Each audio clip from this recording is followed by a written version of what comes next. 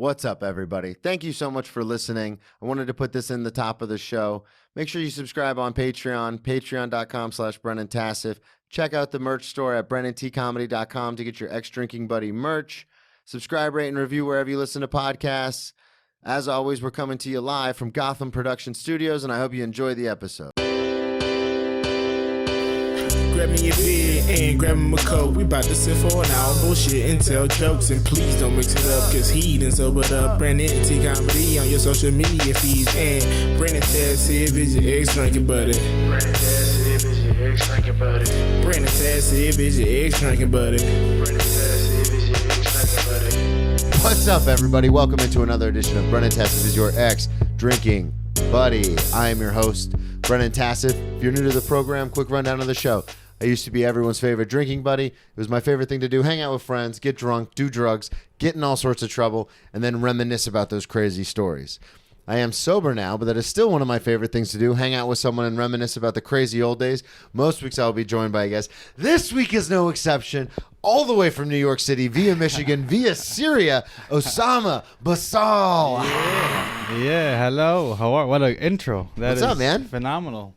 How are you doing? Thank you. I'm doing good. How about you? I'm fantastic, man. Before we get too far into everything, plug all your stuff up front. Websites, Instagrams. Very basic. It's my first and last name, Osama Basal. On Instagram is Osama the Comedian. Yeah, it is. Yeah, it is. Yeah, it's a pretty good handle. And I have a stand-up comedy show, the first one that I'm curating in New York on my own, called Asylum Seekers. Oh, yeah. When are you doing that? That is going to be on June 29th at Von Bar in the Lower East Side at 7 p.m. It's a show that brings immigrant comics together, and it's going to be a phenomenal show. A lot of really great comics from like Netflix and Comedy That's Central. awesome, man.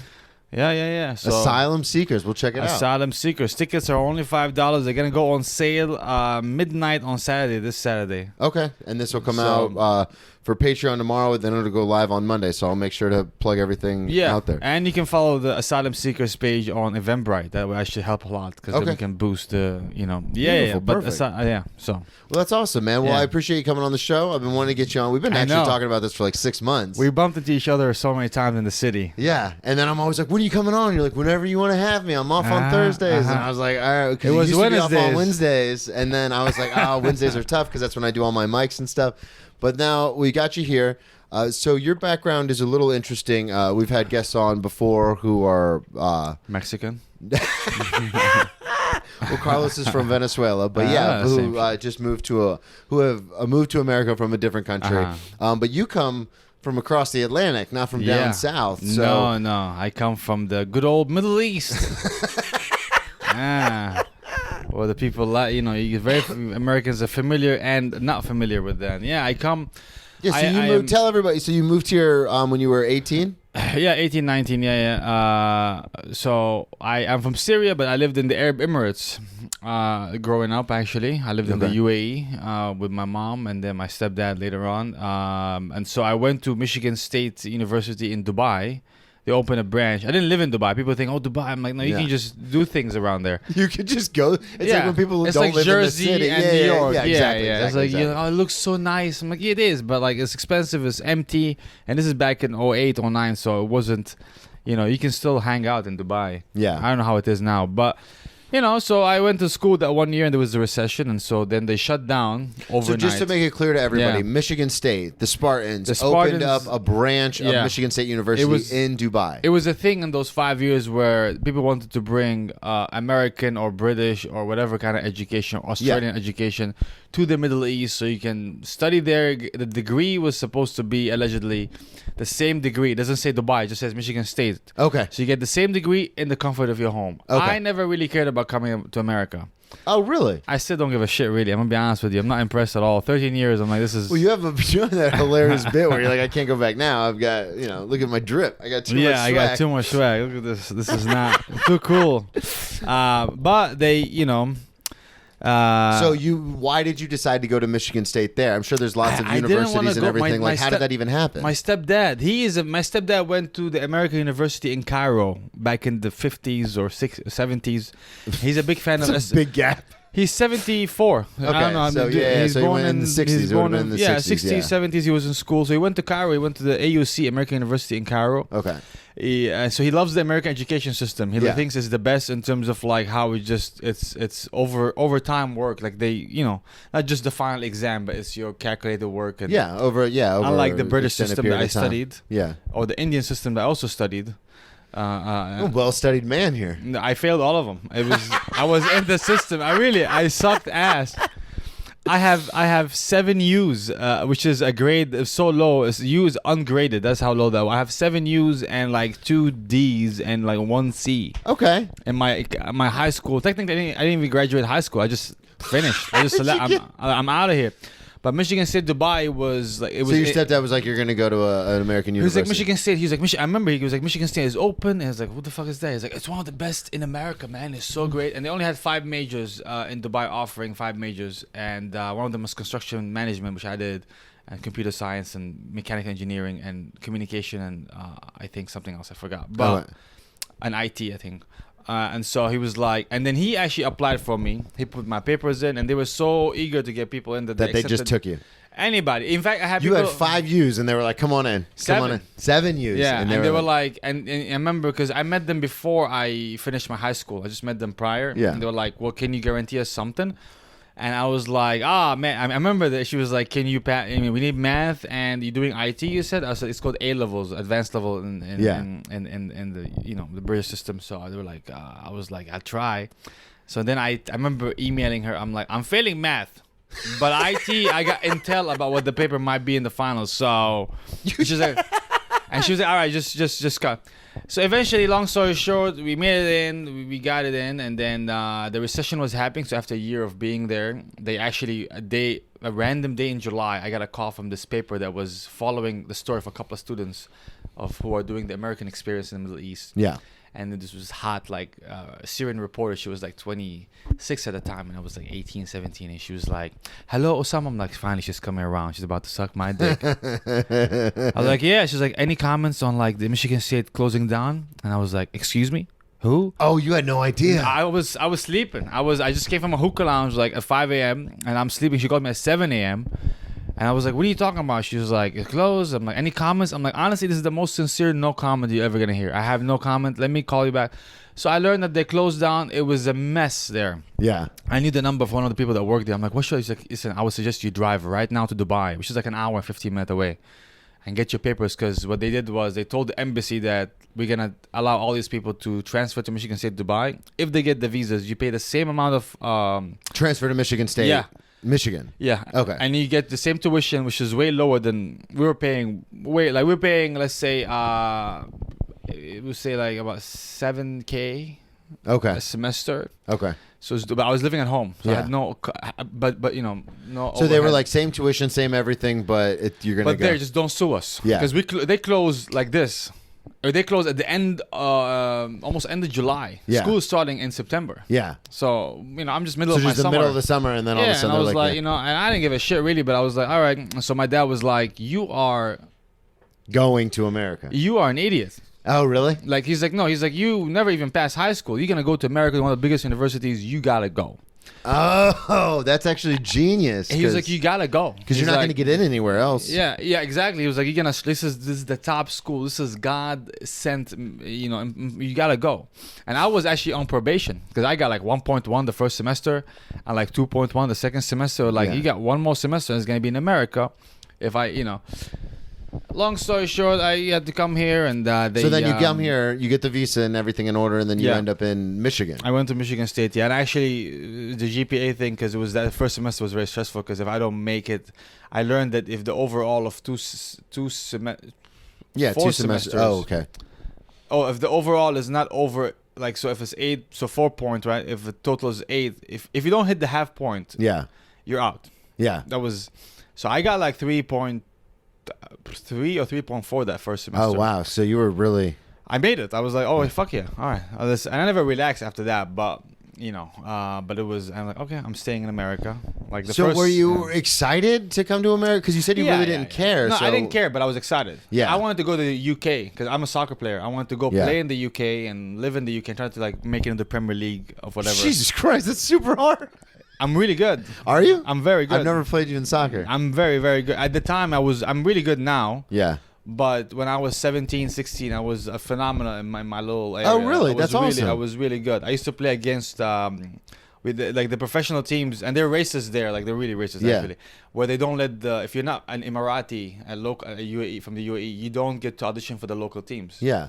And if you do get auditions, then people with like connections, their dads will put a word in, and then You're out. People yeah. always, we used to play the main team, the youth team would come to the park and play with us. That's how good we were. Damn. And they were like, and they come with their nice gears, and we put like 2 fucking bags. We're like, all right, and it's a high level game, 7v7, 8v8.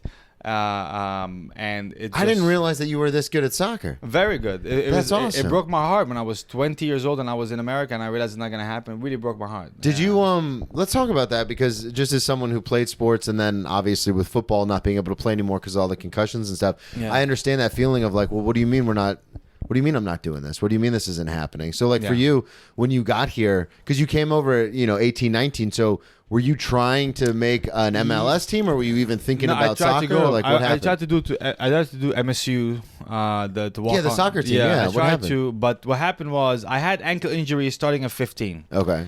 And I ruptured my ankle like 4 times between 15 and like 18. Damn. It was very, like, people kept telling me I was a solid player. I was really strong, and so I would go to the challenges and I would take hits and never fall down. Yeah. Never fall down. And I wish I fell down more because I would have avoided so. Yeah, because that's the one thing they say, like, especially trees in the wind, the reason they bend is so they don't break. But because you never bent, you broke. I broke from and so ankles don't heal. And, when you're a kid, you get injured, the pain goes away quick, but the injury doesn't really heal. So you go back and play. And so I remember when I got into Michigan State, Dubai even, we played games there. I was good, but I wasn't the same. I'm like, man, I used to dribble like I can dribble the whole team. Yeah. I can go right through the team and score a goal. And now I'm like a really good at passing because I can't dribble as much as I used to. But at the time I was really good, at passing, but I can dribble so much. So I would just take on So what happened when you walked on to Michigan State? I tried to do the thing, but I decided not to because I realized my level is not going to be good. Your ankle just wasn't agreeing with you? So I was like, let me play on some leagues. And I won 2 intramural leagues in Michigan State, and I won... Just dominate, because intramurals is a big drop-off from the actual team. Yeah. So you're just dominating people. I didn't dominate, really. Okay. I was influential. You were out there like fucking David Beckham or Cristiano Ronaldo. But I wasn't. I never really recovered. It was a mental thing. It was hard, and I had to accept, like, me. I changed my position too in soccer. I don't play like I was a winger. I play as a central midfield, defensive midfield, things that don't need speed or don't need whatever. So it took me years and years. And then I think the last year of Michigan State, I bumped into the Michigan State soccer team coach, when I was working at Brody Hall, one of the halls, as a custodial student. And he was like, I was like, you looking for players? In the elevator. And he goes like, actually, I'm looking for a right back.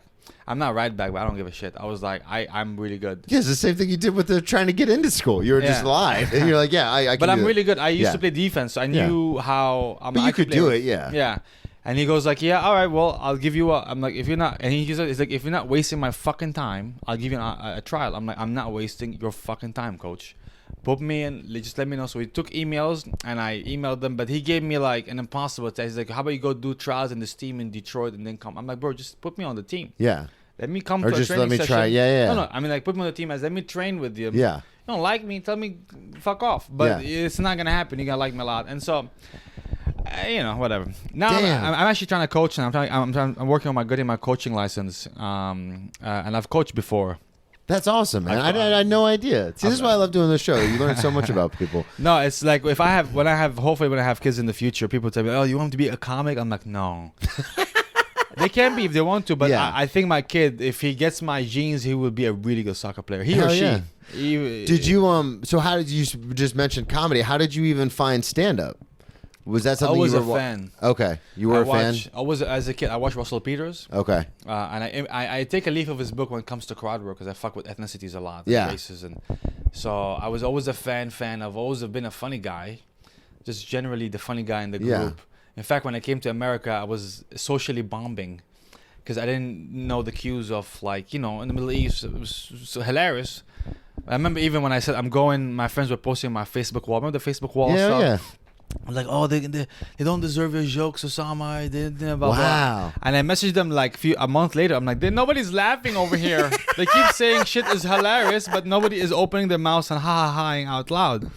I remember it was a weird thing. People were like, this is fucking hilarious, buddy. It was, oh my, it's so funny. I'm like, just laugh. You don't have to tell me. I can't stop when I just as a comic now, being as long as we've been in it, it's like so funny because I'll run bits by other comics, and you don't expect them to laugh, but it's the same thing where they go, "Yeah, that's hilarious." Oh yeah, that's. But they'll say it like, "Yeah, that'll work. That's hilarious," and I'm like.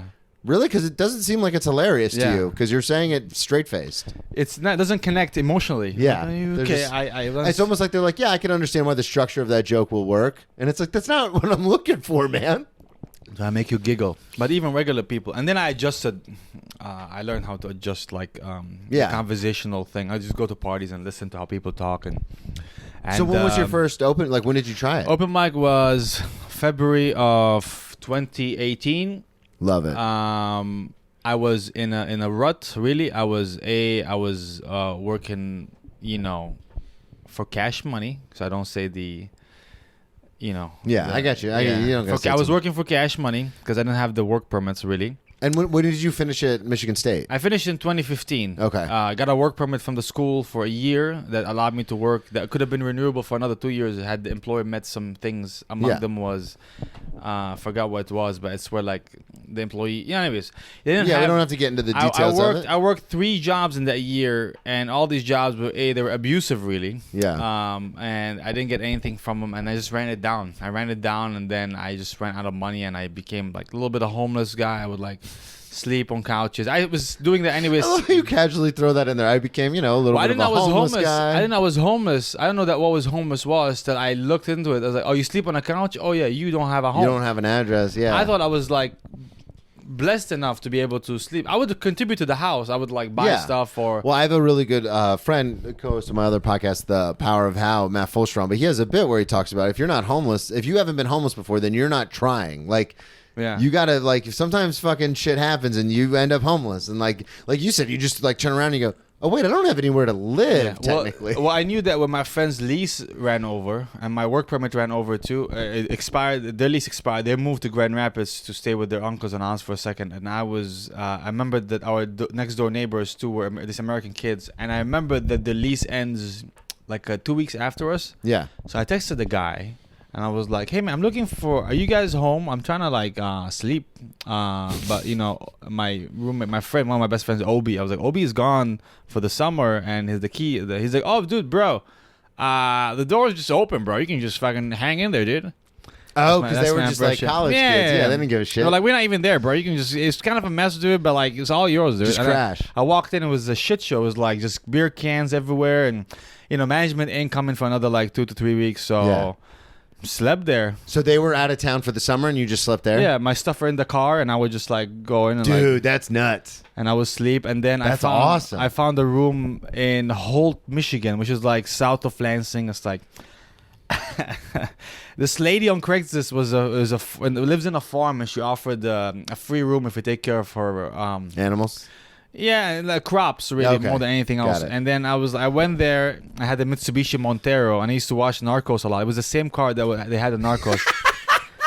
03 Mitsubishi Montero, and I would like bump the Narcos, and I was like driving through like the little farm, the farm. Yeah. I don't know what's going on with your life. I'm taking care of crops, all right. So what? So this was obviously. Then she kicked me out. Yeah. Oh, she kicked you out? Because I wasn't taking a fuck. I'm a city boy. I don't care. I don't care about. But I was taking care of her dad. Okay. It was actually the Olympics at the time, 2016 Olympics. Yeah. I used to like make him eggs in the morning, and I would like sit and watch with this who didn't know my name was Osama either, because he would not at all like that shit at all. You wouldn't have been living there. He was like, this Russian guy seems oddly nice. It's Serbian fella. And I was like, all right, man. Очень приятно. Kicked me out, and then I found a room on also another Craigslist ad. This guy who was Ukrainian. He's like 80. I hope he's not dead now. He was so nice. So you just bounced around from place to place to place. Yeah. So where were you when you started doing stand-up? Was that in Michigan? I was in Michigan. I was in that the place. Ukrainian place? Yeah, he had an apartment. He had the Vietnamese guy upstairs, and then his wife Shejing. He had a Chinese wife she was in her 60s and he was in his 80s, and they were like business partners and like couple. Oh, that's romantic. And she was like, hello? And I was like, yeah, ma'am, I know you can't do it, but this is how they both spoke. And she was like, and I was like, ma'am, I'm just like, listen, I love how you got one word out and then you immediately covered your because ass. like this is how she's You're very like, Chinese, but hello? she was like, hello, and I'm like, and she's like, oh, what's your story? I was like, and she asked me for my story, and I told her. She's like, okay, you Syrian refugee? I said, yeah. I said, hold on, click, and then this Ukrainian guy shows up. Hello. What's the story? And I tell him, he's like, come today, come right now. And I drive to him, and he goes like, you're a Syrian refugee? I say, yes. Room $300. Can you do $300? That's all I want from you. The room is yours. I said, I can do $300. So he was looking out for you because you were a refugee. Yeah, both That's of them. That's fucking awesome, man. And they would leave the There's house. still hope in the country. Well, no, because they're both old. That was the old generation that cared. I mean, you know what I'm saying, though, because it's one of those things where, I mean, I guess, yeah, I was you're right, so low yeah. that every time I was so low, that's why I have a belief in God generally, because I was so low, and then they just picked me up a lot. Like, here's a little place for. Yeah. I was working in a restaurant, 20 hours a week part time, so I have money to pay the $300. Yeah. And I was like, I just want shelter, and then I will figure out from there. And so from there, I was, I was saving drinking a little bit more. Yeah. And now see how it loops around. Good tie-in. I wasn't really a big drinker, anyways. Well, when did you get? Before we get into, because I'm going to ask you about that, but the one thing I do want to just kind of finish up with is you decide that at this point you're like, I want to try stand up. No. My friend, one of my best friends, Omar, was like, "Hey, remember how I spoke about doing comedy?" Yeah. Oh, so you talked about it. Okay. Yeah, of course, they knew. Yeah. I used to watch all kinds of comedy. Yeah, so they knew Eric it was in your Griffin, everybody I used to watch, Goffy, all these guys, and so he was like, "There's an open mic in Old Town Lansing, a place called Unicorn Lounge." He sent me the information. Yeah. He's like, "You should go." So January, I flunked. I got like so scared. I took off work, but I flunked. February, he was like, we gotta go. We're gonna go. Yeah. And so I write some shit down. I've been writing jokes, and I go up. I do I was 7 minutes open mic actually. It was a brutally long time. That's a long time for your first mic. But I did fine actually. I had jokes. I still have the tape to this day. That's awesome. I'll show you afterwards. Like Yeah. it's actually the top video on my phone right now. I go up and hello everybody, how are you? And I did the jokes, and I remember I had seen Mo Ammer's late night set. Then he goes like, surprise motherfucker, my name is Muhammad, close the doors, da, da, da. Yeah, so I know was that like, set, my name yeah. is Osama, surprise motherfucker, close the doors. And they didn't like that. You stole a joke. They didn't like that. Yeah, but that was the opening. Well, I said that today is the day or whatever. Yeah. But that was the only time I didn't steal. I know, but it's your first time. You're nervous. Yeah, I mean but that was I took a. They didn't like it. I took a good no. I took a good blueprint of how to start a show. Of course. But then my first joke was, I forgot, it was just the name and how hairy I am. And my name means lion. It's just like the lion, I have a lot of traits, like a lot of hair and, like this bravery, courage, leadership, and a lot of hair. And I got a lot of hair, folks. Like this. Do you still do that bit today? No. It was a good bit. It's a good bit. Dude, my first year in comedy, I was really liked by the fellow comedians, and I was like a unique guy in the Michigan scene.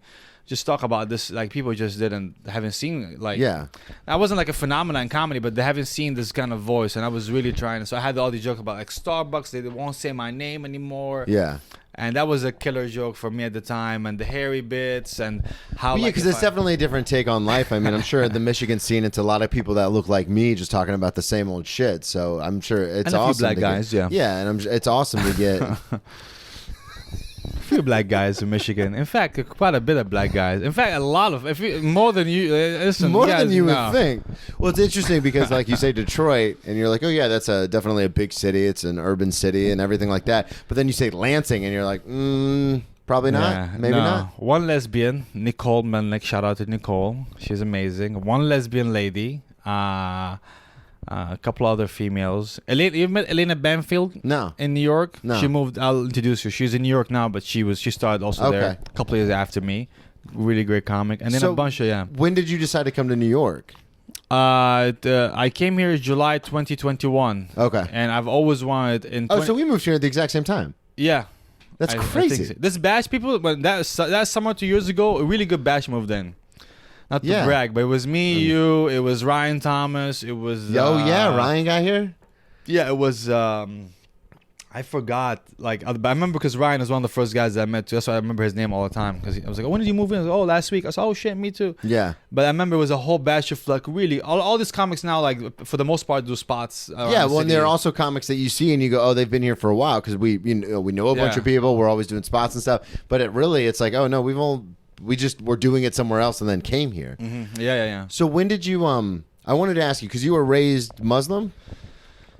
Yeah, I would say Kind I of? was raised secular, man, honestly. Okay. Muslim household, but my mom. Well, the reason I ask is because Yeah. it is ex-drinking buddy, and we are going to talk about some drinking stories. That's but- fine. God knows, I'm not worried about Muslims judging me. You know, Okay. Muslims. Because drinking is not allowed in the Muslim community. if I'm not But mistaken. you bomb the Middle East enough, we're gonna pick up a Hennessy.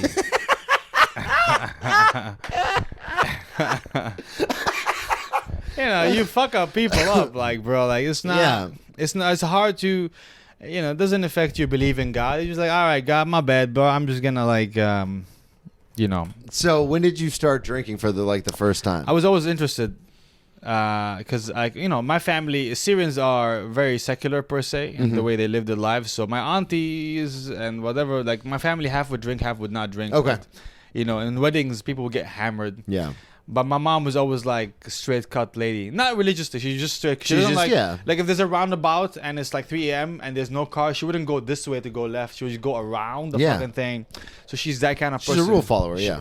Not even that. I think she did all that to instill in me that be a good person. Just do the right thing without anybody watching you. Yeah. And this is what I do to this day. I try my love best. it. Yeah. She's a phenomenal person. She's the best. But yeah, so I remember I drank here and there.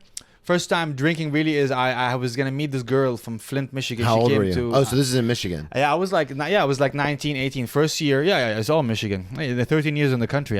Michigan is an alcoholic No, but I'm saying you didn't state. drink it all in the Middle East before you got here. I tried wine at this Romanian girl's birthday party because the guy thought I was the Filipino server who was older than me, thought I was older than him because I had a beard and I was 14. Because you're a lion and you're hairy. Yeah, I was just a fucking big, hairy guy. And I drank. Callback. Yeah.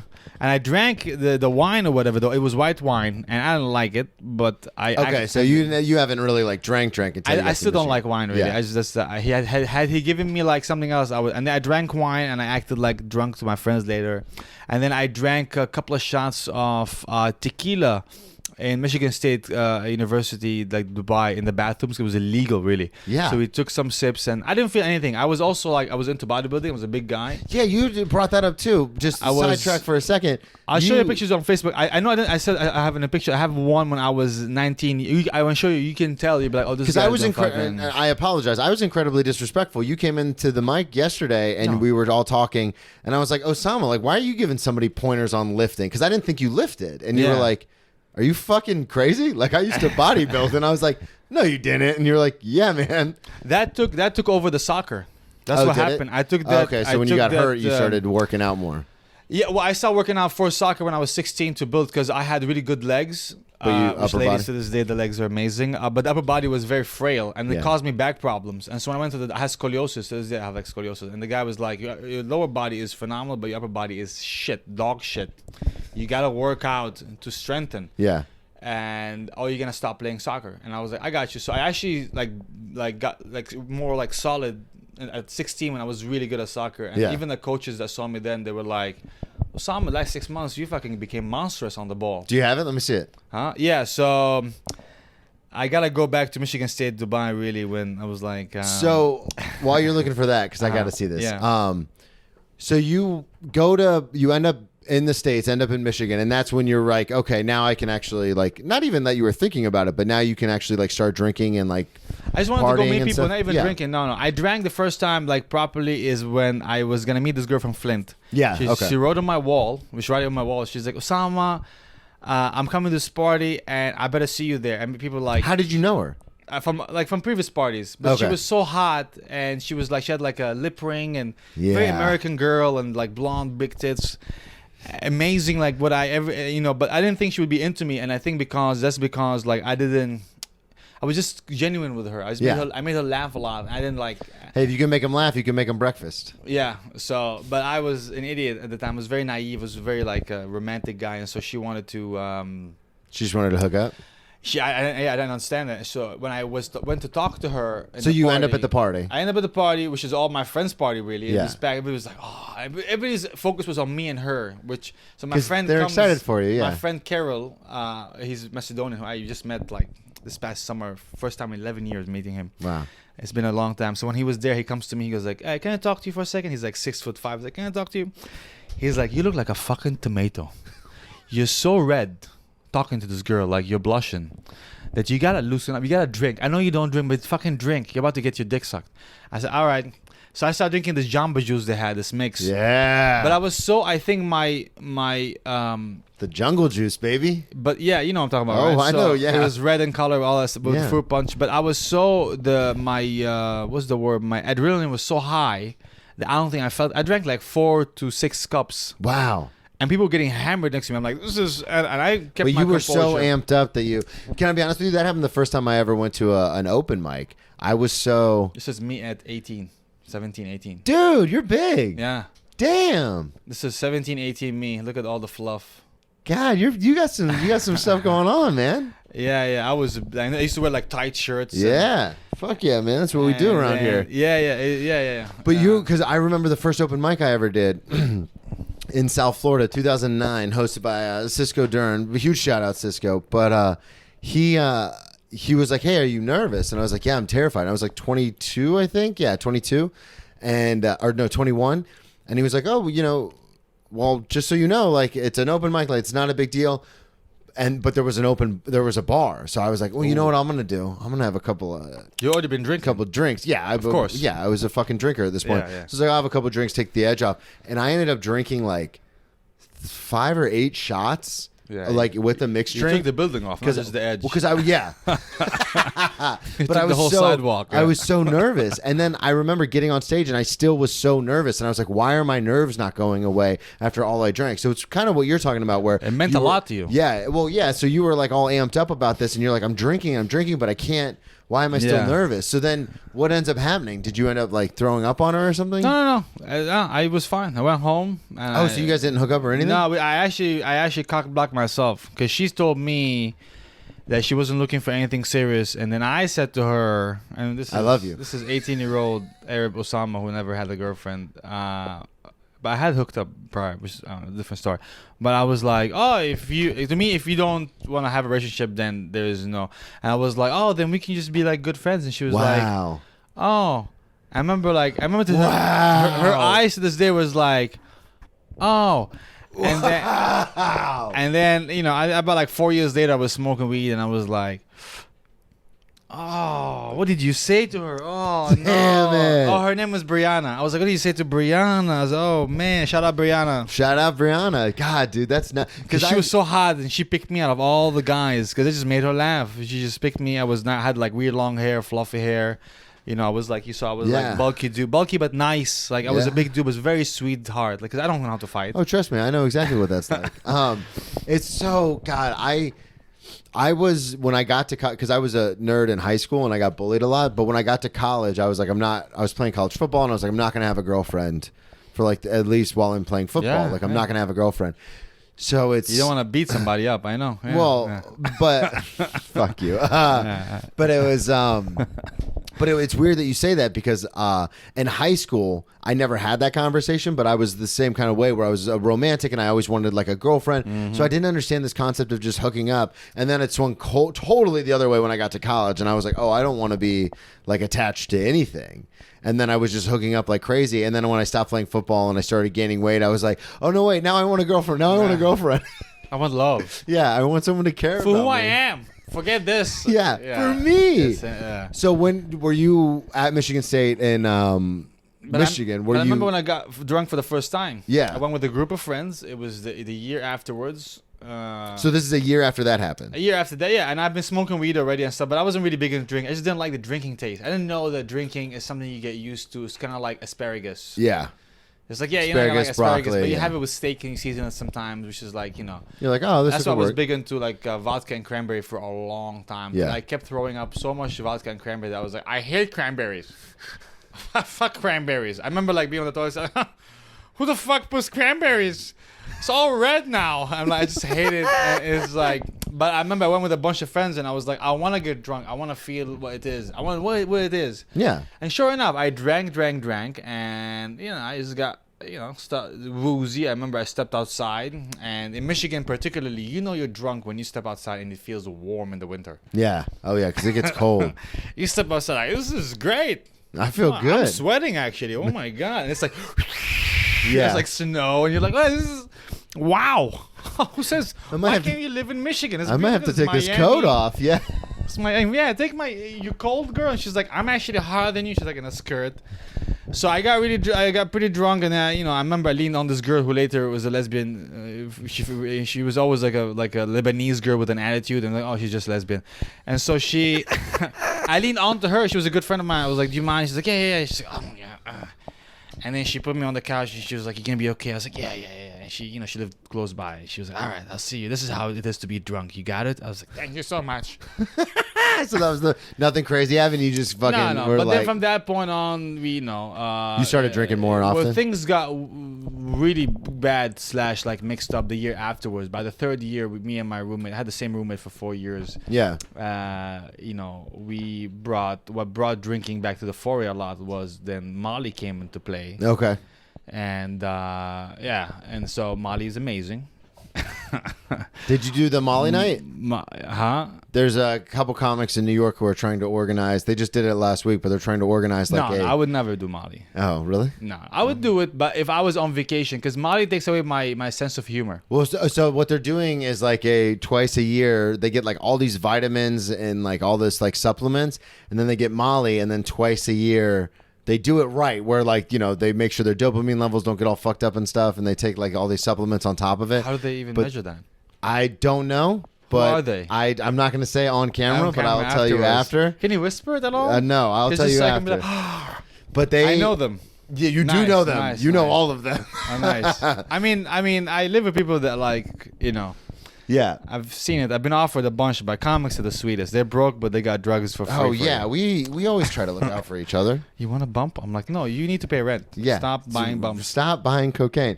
So when you started doing Molly, that kind of changed everything? This is 3 years into so I remember Michigan? The first time I did Molly too. I went with all these guys and like a couple of girls. One of them was my girl at the time. Yeah. To Chicago.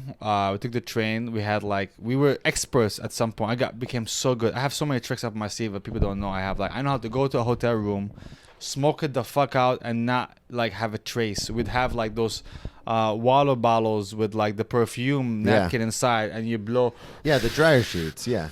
And then we stuff the wet towels under the door, and we'll hotbox it. We were like, all of us really high. Like we smoked so much weed, we would out smoke any American, white or black. How did you get into weed?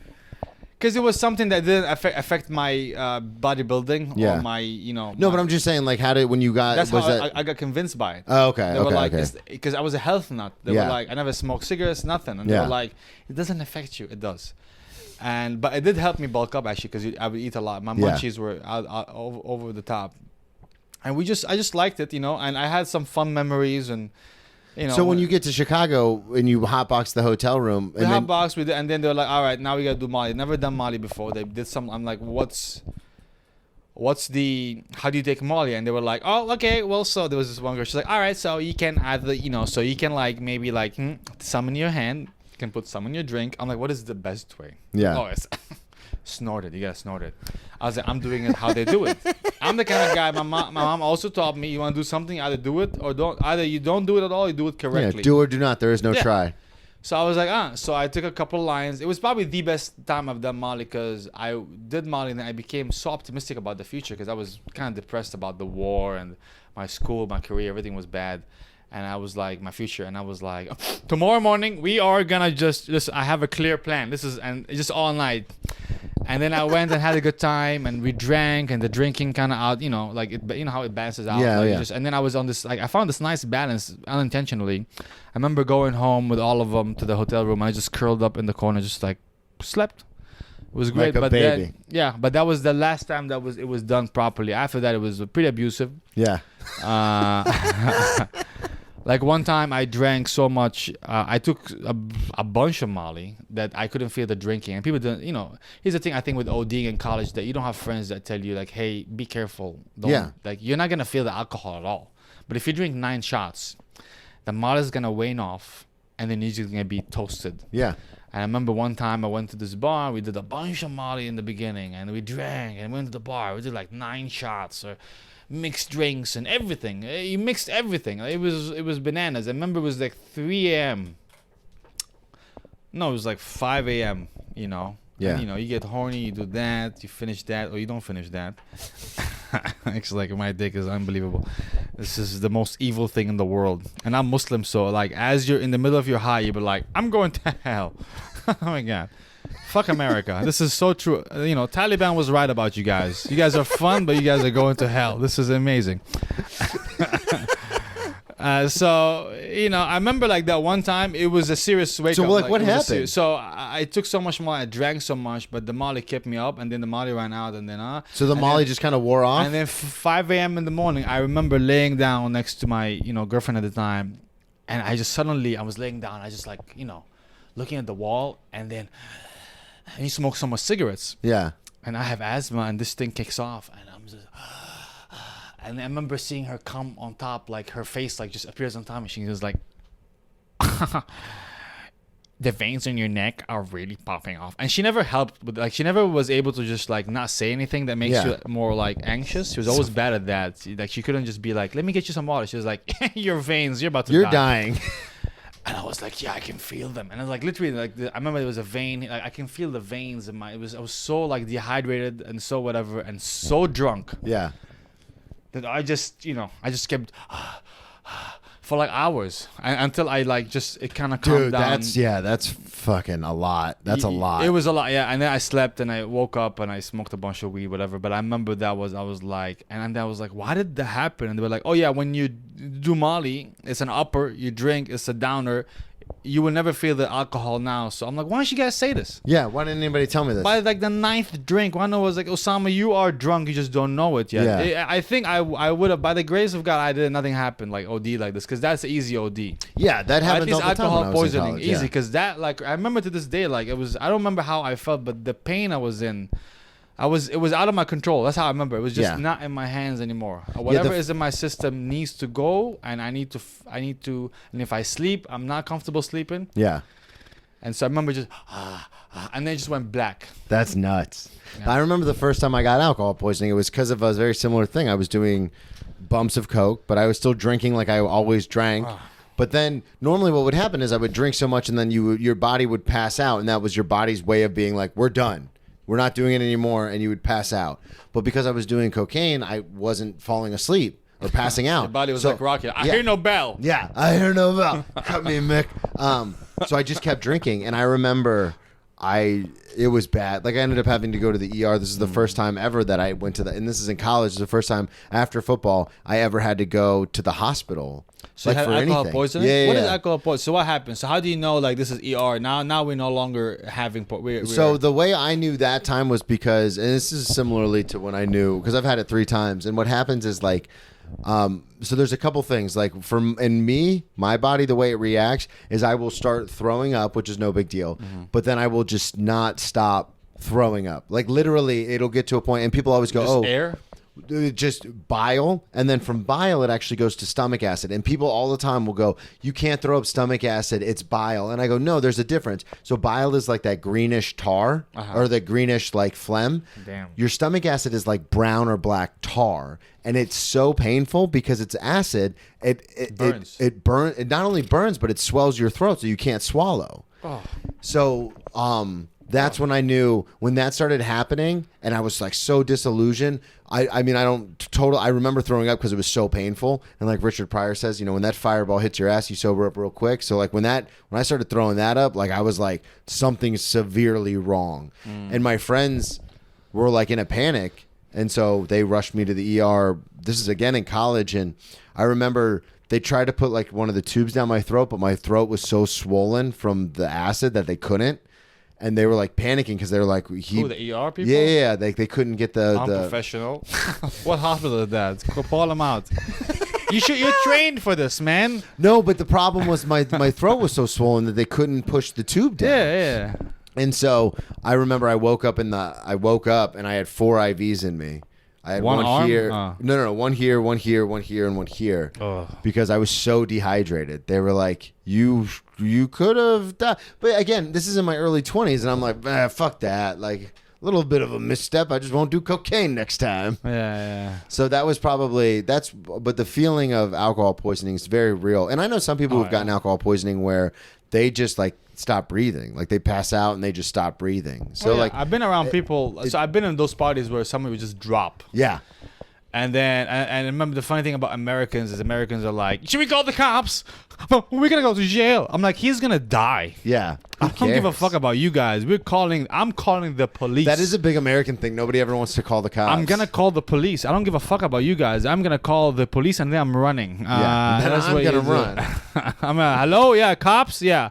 Somebody is, I don't know. Here's the address. Later. Here's where I saw, and goodbye. I'll see you. I wanted to ask you, speaking of Michigan State and everything, you said you got pulled over a couple times while you were there, like when you first got there.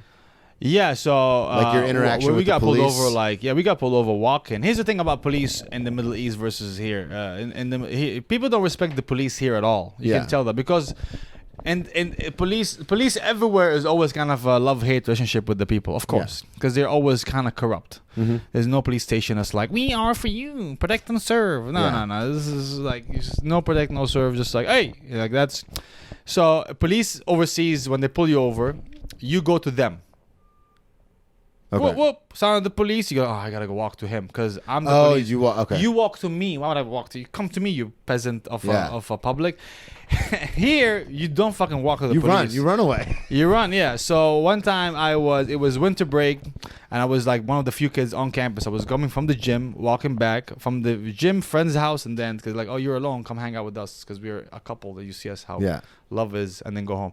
And so I was walking home because we're a couple, and you can see how love is. And I was like, you tried to slip that in there. That's hilarious. It's like because I was like, why would you invite me over with your girlfriend? Just like let me hang out with you as a dude, and don't have to bring. Well, you can see what you're missing. Yeah, in your life. I know. And I had to go. You're like, I already know. So I'm walking on campus. I remember walking, I had my headphones on, but I remember there was a lot of construction on campus, and so the walkways was kind of closed, and it was dark. And so I walked on the bicycle lane on campus roads, which is like a small, like 2 lanes. It's 25 miles an hour. Yeah, but also my mom told me don't walk. Anybody told you don't walk with dark alleys. So I'm walking in the light to my house, and I see this big Tahoe, the MSU Tahoes, come by from this way. And I hear, and because I turned my fucking thing off. Yeah. And they come, and then they take and then the big Tahoe is behind me driving at like 2 miles an hour, and I'm like walking. It's almost like Mr. Bean. I'm like, yeah, and he's like, like I don't know what he was thinking as an adult. Not like, his lights aren't on or anything. He's just his lights are on. He's just like driving behind me. And then music is off. I just didn't move my hand. My music was off I had like the Blackberry, so I just clicked it in my hand. And then 2010, it was Blackberries were cool. And so then, and all I hear is, whoa. I said, oh, okay. So I turn around, I walk to him, right? Because that's what I know. And the guy goes like, stay where you are. Show me your hands. Stop in your tracks. I was like, show me your hands, drop your bags. I'm like, can I drop my hands? Like, drop your hands, drop your bag, and then put your hands back up. I said, all right. So I do this, and he comes to me, and he's walking. He was like, why the hell are you coming over to the car? I'm like, and I had like a thicker accent, and I'm nervous. I'm even thicker. I just because police pulls you. I go up to you. He's like, in America, buddy, you don't come to the goddamn police. You out of your goddamn mind. You don't come to the police. You're trying to get shot. I'm like, no. He takes my IDs. In America, buddy. He takes my IDs. Now he wasn't that southern, but to me it's hilarious. He was pretty white though. He was fucking white as shit. He takes my thing. Now there's nothing happening on campus. Winter break. So MSU police is known to be very dramatic. Like one guy, 7 cars. Yeah. They just have so much money. They have to defund Michigan State Police. It's a lot. Like just one car. I know they didn't even do anything with that shooting. Let's not bring it up. But yeah. I mean, but actually, there's 5 police stations in East Lansing. Really? Michigan State Police, the Michigan State University Police, East Lansing Police, Lansing Police, state police, and like four. There's four still Four a lot. different. Yeah, it's a lot. I mean, but the shooting, it was, We don't have to talk about it. There's also a sniper like 2 years ago, and they also was all these four areas, like Okimus police too is a different anyways. So they so the one car comes in, the guy. So he takes my name, and he's Osama now. 2010 Osama is different than now. When I joke, Osama, my name is Osama. No, 2010 was only 9 years after 9/11. It was pretty fucking serious. Yeah. It's not a joke. Well, at that point, I think Osama bin Laden's still alive. He was on the run, yeah. Yeah. And so I could be, Well, no, not that, but I'm just saying it's on the news. Like, he's on the run. He was on the run, thing, that motherfucker. He was on the run. And nobody wished for him to be dead more than I have. I'm like, please just find him. I will personally find him if I could. I want to go back to my comedy career. People don't make fun of me for my name. I just want to live. And also the fact that I was white and I had the ponytail. I'll show you later. I don't know if but I had a ponytail, like a fluffy lines of blonde hair. And I was this white-looking kid, and my name is Osama. I threw them off every time. He pulled me over. I need some backup. We got all right, whatever.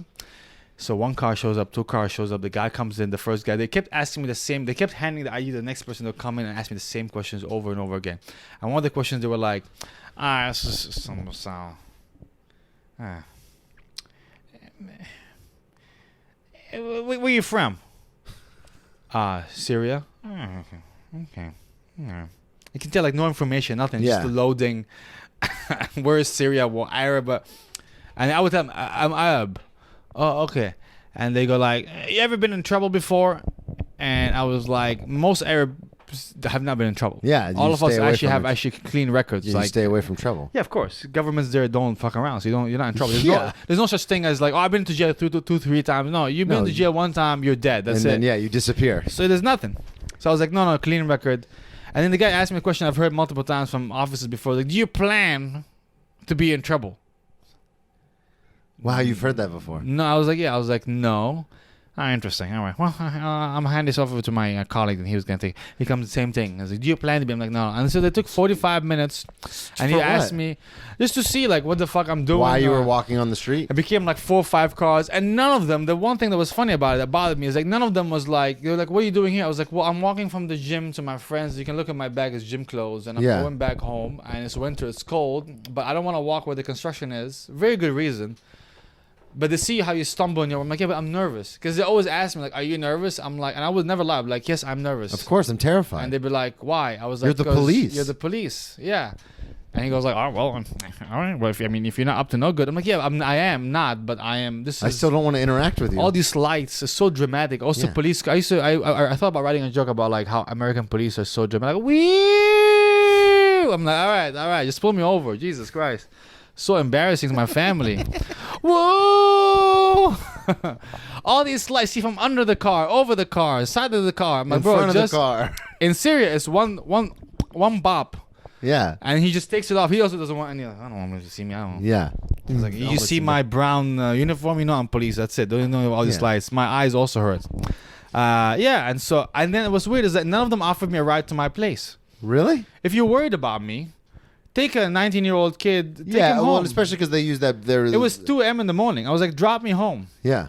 I'm like, you see, I was in the gym. I was in this place. I was hanging with my friends for a while, and I was like, take me home. Why not? And but that was mild. And that did you get a ticket or anything like that? No. There's nothing to ticket me for. Yeah, that's what I was gonna say. Because I also used the whole thing. I wasn't sure what the laws were here, sir. Oh, you son of a bitch. My tits. We talked about coming to America. We talked about getting pulled over. We have time for one more story. Do you want to tell the cross-country drive story? Oh, that was to Florida or California? Well, the Florida one, I had the whole joke about it, but it was a long 7-minute bit. Well, here's the thing. The difference is that was spring break, Florida. Yeah. Panama City Beach. I'm familiar. I'm pretty sure. I'm sad I didn't indulge further because I went with a girlfriend of mine. What? Yeah, a mistake. But I'm gonna give her credit. I was saying what because I was shocked you had a girlfriend. Oh, I had a girlfriend for 3.5 years. After what we were just talking about with your friend inviting you. 3.5 years. Yeah, no. This was in Michigan. Yeah. Oh, okay. I had a girlfriend for 3.5. Once I got a Yeah, once you- vagina. I'm like, I'm holding on to this. Yeah. Lock her in the basement. Call her your girlfriend. I wish I diversified. I know, right? Not basement, just on top of the camera. Just honey. So you and her went down to Florida together? No, me, her, and then 3 other Arab guys. Okay. It was, we went there, and but that was just, there's nothing, like the one going to Cali it was my last year. We had the longest spring break, longest winter break. Usually 3 weeks. That was extended to 4 weeks because of some holiday. So we pushed it 4 weeks. And I was like I was low morally. I was heading into the work permit thing, and I was heading into more of an abyss situation. And so I told two of my best friends who were brothers, and one of them was 20 and 18. I was the only one who was 21, 23.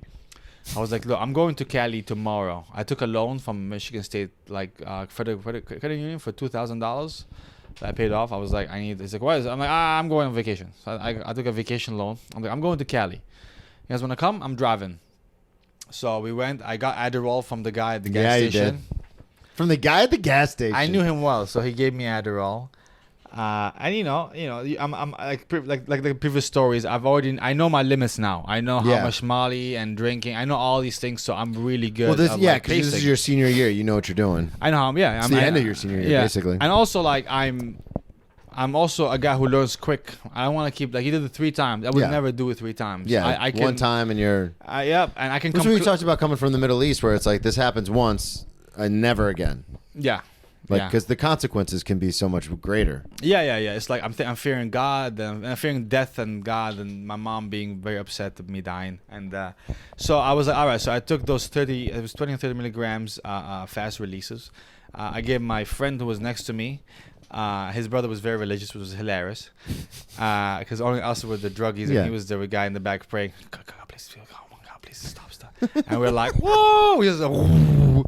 So we took the Adderall, we drove the northern route, went to Colorado. They had just legalized weed in 2015.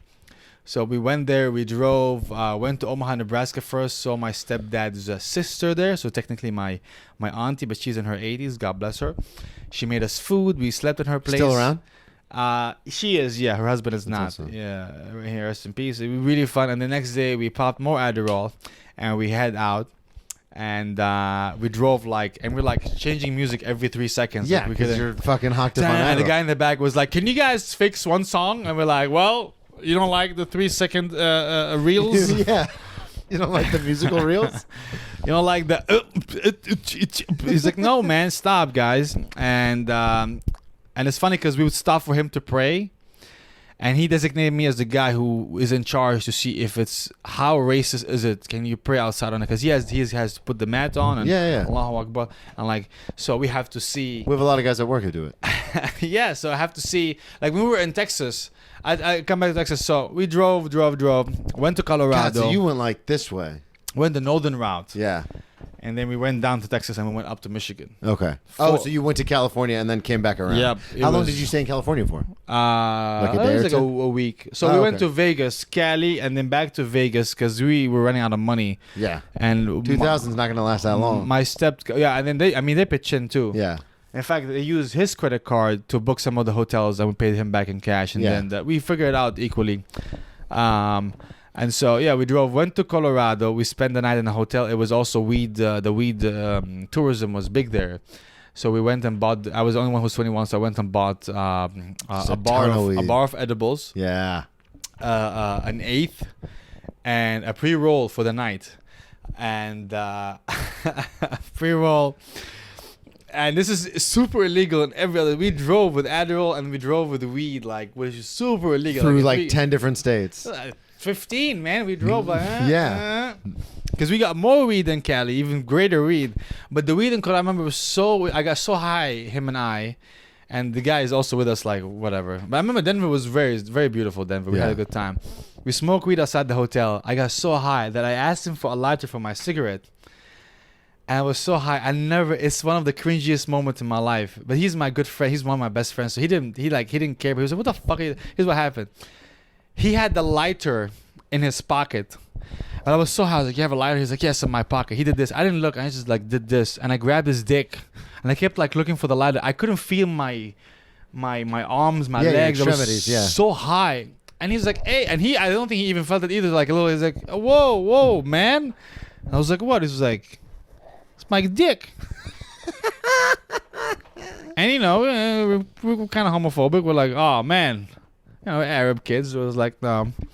I was like, I'm Happy so sorry. Pride Month, everybody. He's like, here's the fucking lighter, man. What the hell is? So yeah, and then we walked around town. We ended up in like a little German festival too, which was bizarre. Yeah. We were high, walking in, and we see some white people in skirts, like balap, balap, balap. Yeah. And we just like walked in. Lederhosen, yeah. We like walked in, literally sat in like one of those benches. And I remember all these like people can see that we were like really high. And we just like sitting like this. And then we ate some like we took some buns for free. Yeah. Like, is this pork? And they were like, you guys are high. I'm like, but is this pork?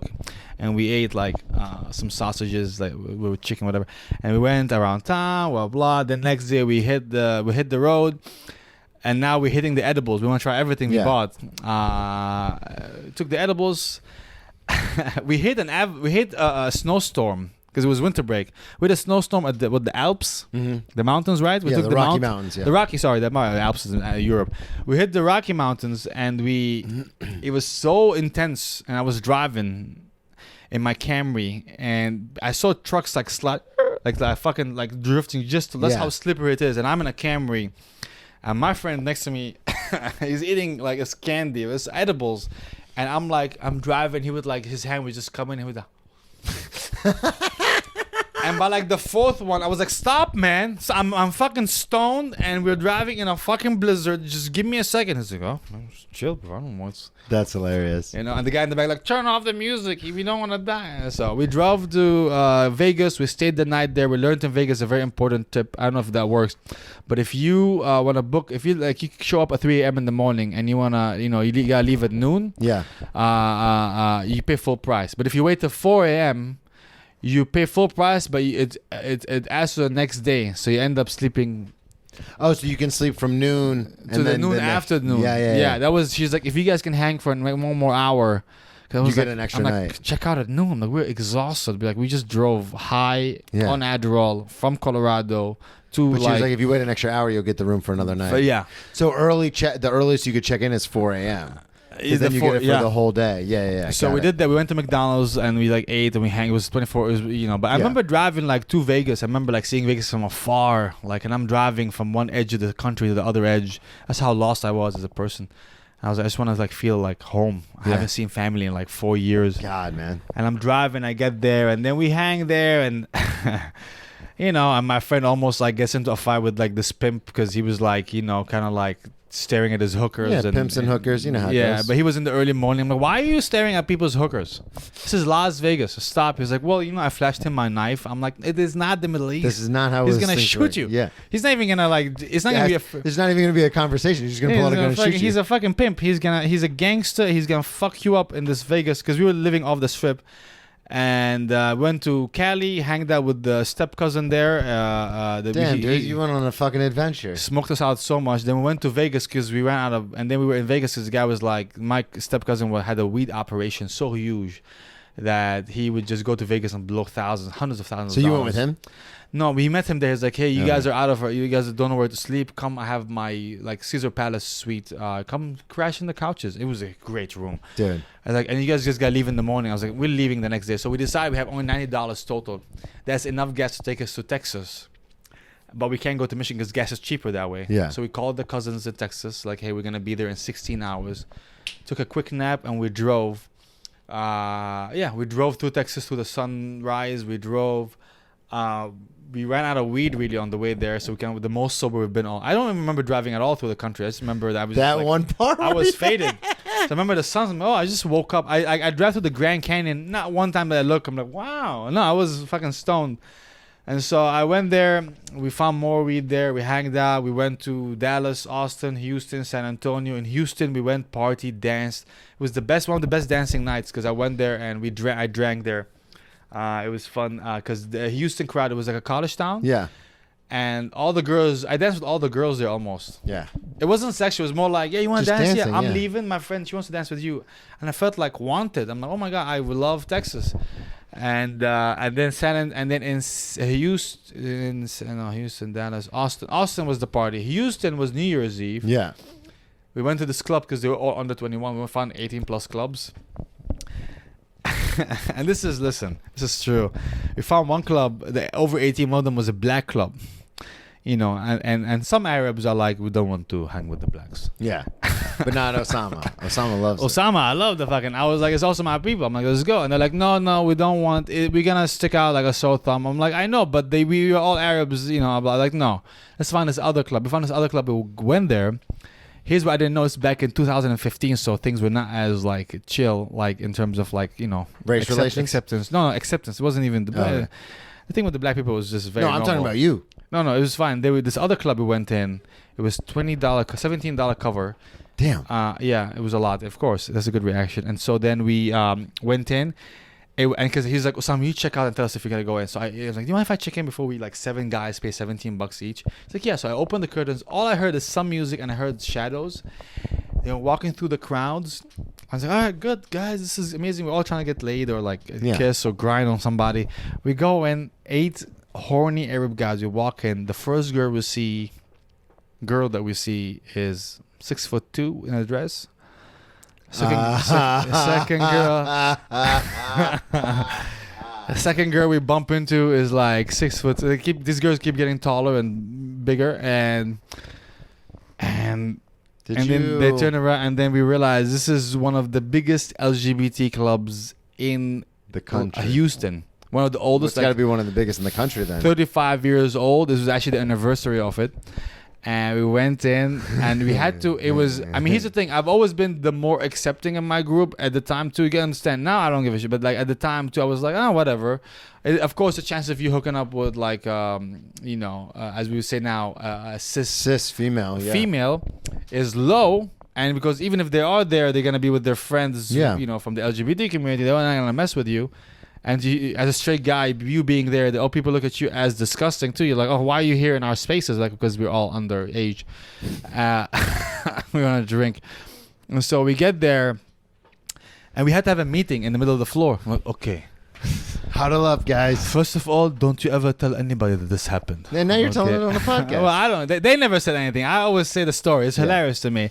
And then the best thing happened in the party where because it was the 35-year anniversary, they dropped balloons from the sky that had money in them. And they were like, we're going to make the most money back. Yeah. So we popped all the money. We made like a good amount of money back. Damn, that's awesome, And then we split the money. So eventually the tickets came down to like $7 each instead of $17. Fuck yeah. We actually had a good time. The problem wasn't even the crowd there. The crowd, we were like, all right, we're here. Yeah, we're here. We already paid. Have fun. The music was trash. Because it was in-house music that they make. It's like your in-house salsa, which sucks. Just give me picante, man. Whatever the brand is. And it was like, not even death metal. It was just this. Yeah, it was bad music. I'm like, oh my God. At least you had a good time. Yo, play 50 Cent, bro. Like, play something. Play R&B. Let us do something that's like fun. And so then we drove back up to Michigan, and then we had a good time. We went back home, we smoked weed, and we drove. Dude, that was a great way to end it. Yeah, we drove home. I remember on the way to Michigan, like I was, what's the state under Michigan? Illinois. I don't know, like 4 hours away from Lansing, Michigan. I crashed, like physically. Yeah, I was gonna say all that. I was tired, and so I stopped and I slept, and they were sleeping, and then the guy woke up. He's like, "Why are we?" I'm like, I'm sorry, I can't open my eyes anymore. Dying. Yeah. He's like, "Let me drive." I was like, yeah, please do. So he drove, and I got home, and then that was the last trip. That was one of the best times of my life. That's awesome, man. And then I closed the year off, and then went into. Yeah. Fuck yeah. Thanks for coming on, dude. Thank you for having me. Of course. Plug everything one more time. Osama the Comedian on Instagram. Osama Basal, Basal on anything, YouTube, TikTok. I need to update all And then you have Asylum Seekers. Particularly, please, Asylum Seekers Comedy Show, June 29th, Von Bar on the Lower East Side at 7 p.m. Perfect. You should come hang too. Yeah, of course. Tickets for the public is going to be only $5 and absorb the tax in them. So it's only, when you check out, it's only, and the link is going to be in my the Eventbrite is gonna go up in my on your Instagram bio. Cool. So perfect. Well, thank you. Thank you for coming on, man. I appreciate it. Of course, dude. Thank you everybody so much for listening at BrennanTComedy.com, Brennan T Comedy on all social media. Check out the one man show also with the same title, Ex Drinking Buddy, and we'll talk to y'all next week. Thank you. Take care.